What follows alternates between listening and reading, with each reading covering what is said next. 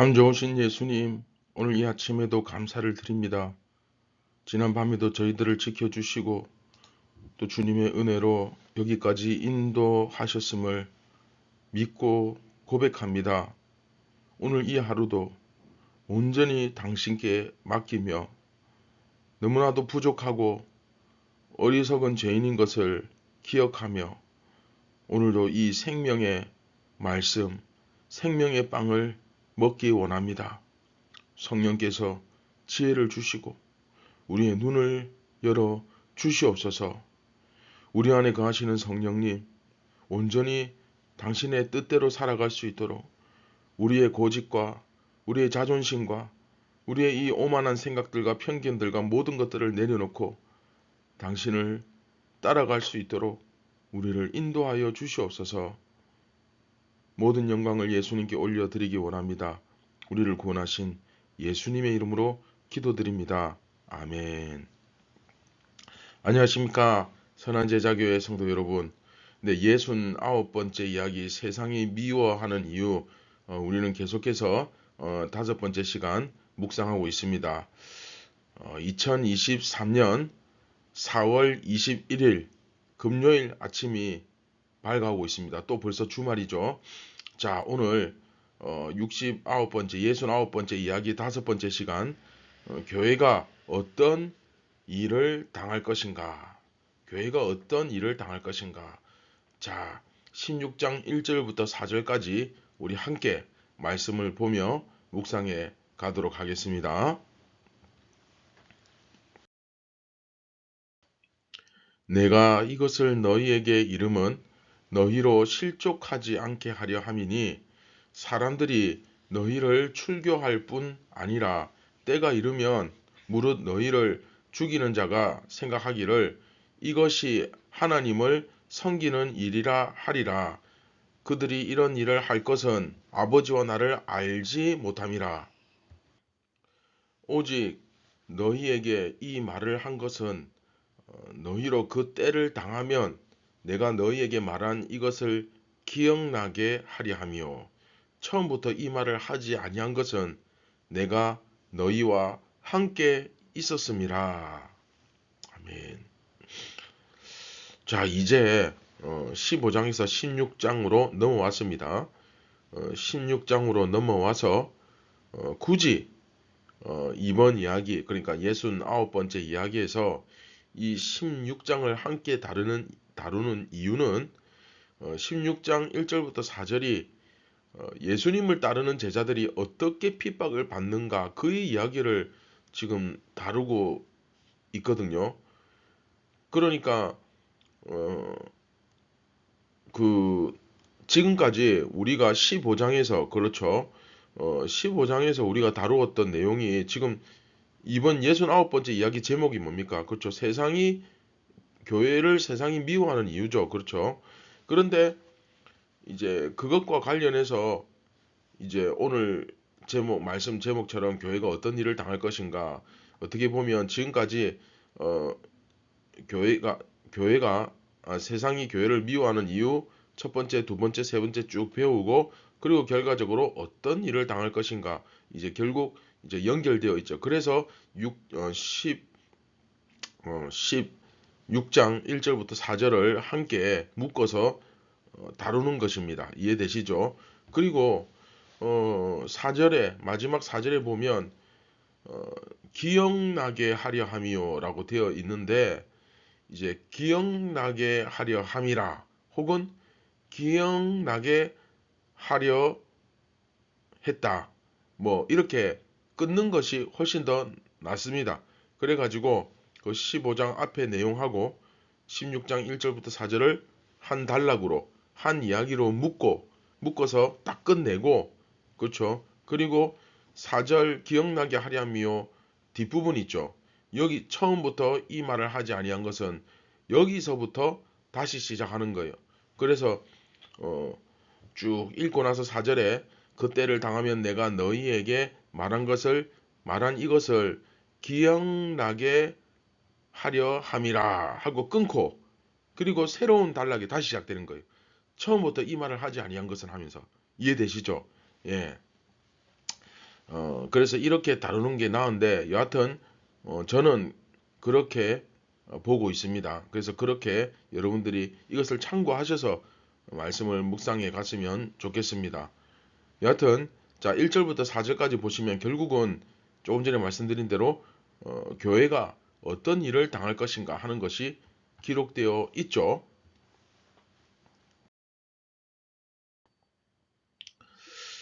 자, 유대인들은 교회를 출교할 뿐만 아니라 죽이기까지 하면서도 자기들이 하나님을 섬긴다고 생각할 겁니다. 교회를 쫓아내고 심지어 죽이고 하면서 당당하게 자기들이 하나님을 섬긴다. 그렇죠? 누구하고 좀 비슷하죠, 태도가. 이게 바로 근데 예수님의 예언입니다. 예언이었어요. 자, 여러분, 유대인은 뭡니까? 이스라엘입니까? 세상입니까? 그렇죠. 세상이죠. 이스라엘 아닙니다. 그런데 이 세상에 속한 유대인들은 하나님을 섬긴다고, 그렇죠? 자기들이 이스라엘이라고 철석같이 믿고 있었을 것입니다. 왜냐? 그들이 비진리 가운데 있기 때문에 그렇죠. 자, 이게 중요합니다. 이유가 뭐라고요? 비진리 가운데 있기 때문에. 그래서 이렇게 비진리 가운데 있을 때 가장 무서운 점이 바로 이겁니다. 큰 착각을 하게 되죠. 그렇죠? 이게 착각을 하면 답이 안 나옵니다. 그렇죠? 깨달아야 내가 예수님을 믿든지 할 텐데 이 착각 속에 빠지면 영원히 헤어나오질 못하죠. 내가 아무리 열심히 교회 다녀도 결국 내가 진리를 모르면 착각을 하게 될 것이고, 즉 비진리 가운데 있으면 결국 착각하기 십상이죠. 예. 그런데 한번 여러분 생각해 보세요. 예수님이 예수님이 왜 십자가를 지셨습니까? 그렇죠? 유대인들이 자기들은 하나님을 섬긴다고 착각했기 때문입니다. 그렇죠? 하지만 저들은 아버지와 나를 알지 못한다라는 정말 뼈 있는 예수님의 그 말씀처럼 하나님 아버지를 알지 못합니다. 자기가 하나님을 믿는다 했지만 하나님 아버지를 알지 못한다고 말씀하십니다. 그러니까 저들은 하나님의 백성이 아닌 거죠. 뭐 오늘날에도 이런 착각에 빠지신 분들 네, 우리 주위에 아마 많을 겁니다. 쉽게 찾아볼 수 있죠. 참고로 우리가 이미 배웠듯이 예수님을 따르는 제자들은 예수님이 당하셨던 그 일을 그대로 당할 것이다 라고 기록되어 있습니다.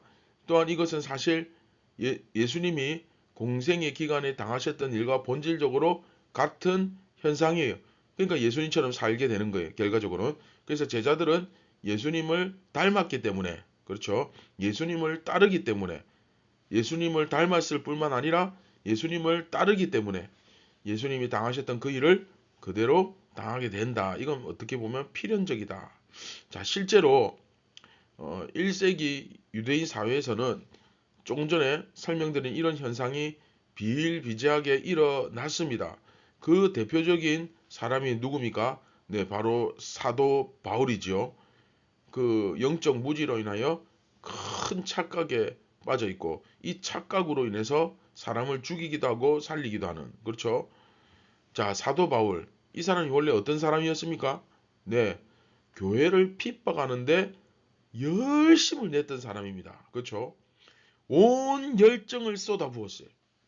그런데 그것이 하나님을 섬기는 일이라고 자기가 확신했던 사람입니다. 우리 요한복음 1부 서론에서 하나님의 일이 무엇인지 우리가 명확하게 배웠잖아요. 그죠? 근데 사도 바울은 하나님의 일이 뭔지조차도 모르고 있는 거예요. 가끔 착각하시는 분들 중에 이 사도 바울이 가룟 유다처럼 굉장히 뭐 악한 사람이었다라고 생각하시는 분들이 있는데, 네, 물론 뭐 악했죠. 그러나 결코 방탕한 사람은 아니었습니다. 어떻게 보면 가룟 유다는 자기가 이제 돈을 착복하고 뭐 그런 일을 했잖아요. 그러나 바울은 전혀 그런 사람 아니었습니다. 정말 어떻게 보면 정말 선한 의지를 가지고 교회를 핍박했던 것입니다. 왜 선한 의지를 가지고 그렇게 교회를 핍박했습니까? 네, 잘못 알고 있었으니까. 그렇죠? 한마디로 하느님 아버지를 알지 못했기 때문에 우리 조금 전에 아까 서두에서 이야기한 것처럼 그렇죠? 그러니까 그런 일이 이런 착각에 깊이 빠져서 이런 일이 벌어지게 되는 거죠. 그런데 자 보세요. 그가 하나님 아버지를 결국 알게 되고 예수 그리스도를 알게 되니까 어떤 일이 벌어졌습니까? 그렇죠? 오히려 완전히 돌아서서 이제는 교회를 위해서 정말 목숨 걸고 뛰어다니지 않았습니까? 그러나 바울이 알지 못했을 때는 어땠습니까? 정신없이 핍박하는 일들이 벌어졌죠. 바로 그겁니다. 그런 현상이 1세기 교회에 굉장히 많이 일어났던 거예요. 이 영적 무지로 인해서, 이 큰 착각으로 인해서, 그렇죠? 죽이기도 하고 살리기도 하는, 그렇죠? 그렇기 때문에 예수님께서는 이 사도 바울과 같이 너희를 핍박하는 자들이 있을 것이다. 그런데 저들은 어떤 사람들이냐? 비록 사도 바울은 가룟 유다처럼 뭐 돈을 부당하게 가로채거나 악한 일을 하지는 않았지만 결국 그들과 같은 부류가 되어 버린다. 똑같다는 거예요. 별 차이 없다는 거예요. 참 죄송한 얘기지만 예수 안 믿어도 나름대로 선하게 사시는 분들, 착하게 사시는 분들, 정말 죄송한 말씀이지만 결국은 똑같은 부류가 되어 버린다는 거예요. 왜? 왜 그런 결정적인 이유가 뭡니까? 하나님 아버지를 알지 못하니까. 이게 제일 중요한 이유입니다. 그래서 가장 큰 복이 임마누엘이에요. 예수님이 나와 함께 하시는 것. 그걸 통해서 내가 주님을 알아가고 하나님을 알아가는 것.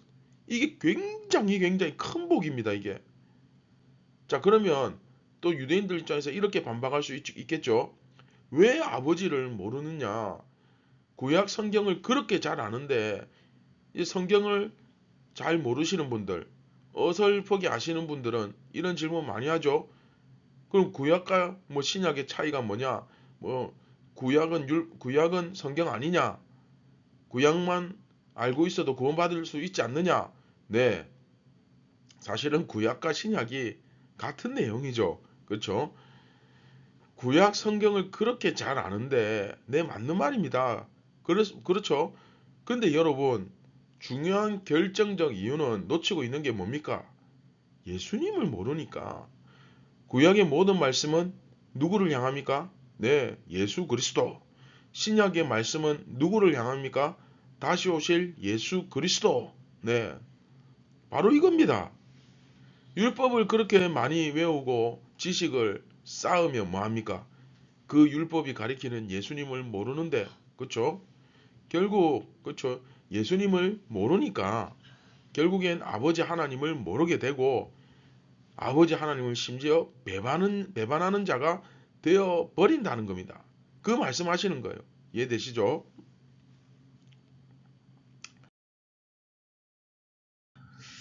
자, 우리 묵상과 적용에 한번 들어가 보겠습니다. 결국 이것은 자, 우선 첫 번째로 저들이 하나님의 백성일 수 없다. 그 뜻입니다. 이걸 강조하고 있는 거예요. 저들이 하나님의 백성일 수 없다. 그렇죠? 따라서 요한은 예수님의 말씀을 인용하면서 우리에게 두 가지 사실을 명확하게 가르쳐 주면서 동시에 주의를 주고 있습니다. 자, 첫째, 교회를 핍박하는 자들은 같은 하나님의 백성일 수 없음을 명확히 하라. 그렇죠? 교회를 핍박하는 자들이 같은 하나님의 백성일 수 없다. 이 사실을 명확하게 하라는 거예요. 적과 악을 구분하라는 거예요. 그런가 하면 둘째, 교회들에게 하나님을 배반한 자들, 곧 가룟 유다와 같은 자들과 영적 전투를 벌이고 있다는 사실을 염두에 두라. 그렇게 말씀하고 있는 것입니다. 굉장히 중요한 사실이죠. 자, 이 진리를 제대로 아느냐 모르느냐에 따라 죽이기도 하고 살리기도 하는, 즉 영적 전투에서 전세가 완전히 뒤집힐 수도 있고 승리할 수도 있습니다. 자, 이 두 가지 의미를 여러분 오해하지 마시고 잘 이해를 하셔야 됩니다. 왜냐? 자, 첫 번째 예수님의 이 권면은 적인지 아군인지 구분을 제대로 해야 뭘 싸우든지 말든지 할 거 아닙니까? 그런데 교회가 어떻게 되면 교회가 막 알곡과 가라지가 섞일 수도 있는데 너무 엉망이 된 거예요. 너무 심하게 섞여서 이제는 그냥 오늘 본문의 말씀처럼 이제 유대인이 이스라엘이 아니라 세상이 된 것처럼 점차 그렇게 세상이 되어 가고 있는, 그렇죠? 그 다음에 두 번째 권면은 또 이 현실을 제대로 알아야, 현실의 본질에 눈을 떠야, 그렇죠? 그리스도인으로서 제대로 살 것 아니냐, 그렇죠? 내가 지금 낙원에서 살아가고 있는지, 천국에 있는지, 아니면 심판으로 향하는 종말의 땅에 지금 서 있는지, 지금 상황이 어떻게 돌아가고 있는지 정확하게 알아야 올바르게 대처할 수 있는 희망이 보이겠죠. 하나님의 심판이 시계추처럼 이렇게 지금도 돌아가고 있습니다. 그렇죠? 예수님께서 자기 백성들을 이끌어 오실 그 날이 멀지 않았습니다. 사랑하는 선한 제자교회 성도 여러분, 말씀을 맺도록 하겠습니다. 우리는 오늘 이 말씀을 통해 교회가 어떤 일을 도대체 당하며 우리는 지금 어떤 상황에 놓여 있는지 그 하나님의 역사 속에서 그 답을 찾고 정확하고 올바르게 이해를 해야 합니다.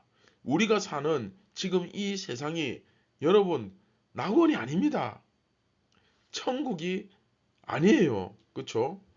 영적 전쟁이 치열하게 벌어지고 있는 전쟁터입니다. 그 사실 알아야 돼요. 이런 치열한 전쟁이 벌어지고 있는 곳에서 우리가 정신을 좀 차리고 깨어있지 못한다면 우리도 언제 어디서 어떻게 그 사탄의 유혹에 넘어가고 끌려가서 가룟유다와 같이 그렇게 될지 모르는 게 바로 이 세상이라는 거예요. 물론 참된 그리스도인은 이런 치열한 영적 전투 속에서도 태풍의 핵처럼 고요한 그런 평안과 참 자유와 기쁨을 누리기도 합니다. 그런데 그게 이제 여기가 천국이라서 누리는 게 아니잖아요. 그죠? 비록 이 세상이지만 사실은 예수님께서 그 사랑하는 제자에게 특별히 주시는 위로요 은혜인 것입니다. 할렐루야. 네.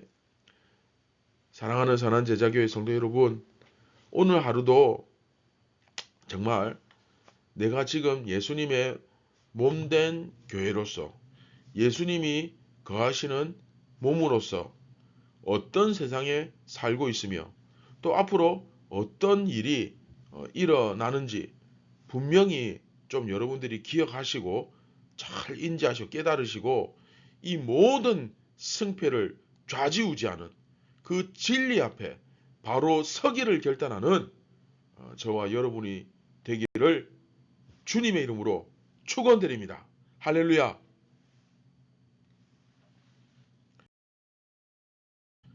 네, 말씀을 기억하시면서 우리 함께 기도하시겠습니다.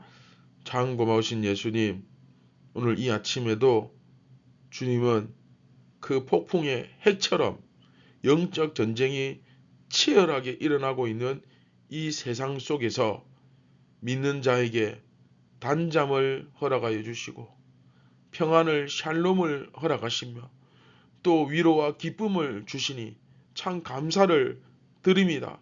지금도 우는 사자와 같이 저 마귀 사탄이 우리를 삼키려고 노리고 있습니다. 이 치열한 영적 전쟁 가운데서 우리가 참 예수님의 제자로서 참된 믿는 그리스도인으로서 오늘 하루도 넉넉히 이미 승리하게 된 것을 믿습니다. 그러한 삶을 그리스도인으로서 이스라엘로서 당당히 누리게 하여 주시고 우리가 깨어서 기도하게 도와 주시옵소서. 성령님, 우리의 악기를 지도하여 주시고 우리의 영적 무지로 인하여 우리의 눈이 닫혀 있다면 오늘도 활짝 열어주시고 예수님께서 함께 하시는 것을 성령을 통하여 보게 하여 주시옵소서. 오늘 하루도 모든 영광 예수님께 올려드리길 원합니다. 우리를 구원하신 예수님의 이름으로 기도드립니다. 아멘. 사랑하는 선한 제자교회 성도 여러분, 여러분 앞에 놓이는 그 현실은, 그 본질은 어쩌면 치열한 영적 전쟁이고 전투이지만 걱정할 필요가 없습니다. 왜냐하면 이미 예수님께서 이 전쟁을 십자가에서 승리하셨기 때문입니다. 그래서 우리에게 필요한 것은 바로 이 믿음과 그리고 인내와 순종입니다. 여러분 끝까지 믿고 인내하시면서 예수님께서 이루어 놓으신 이 승리의 삶을 끝까지 누리시기 바랍니다. 오늘도 여러분과 함께 하실 그 예수님을, 성령님을, 하나님을 기대합니다. 감사합니다.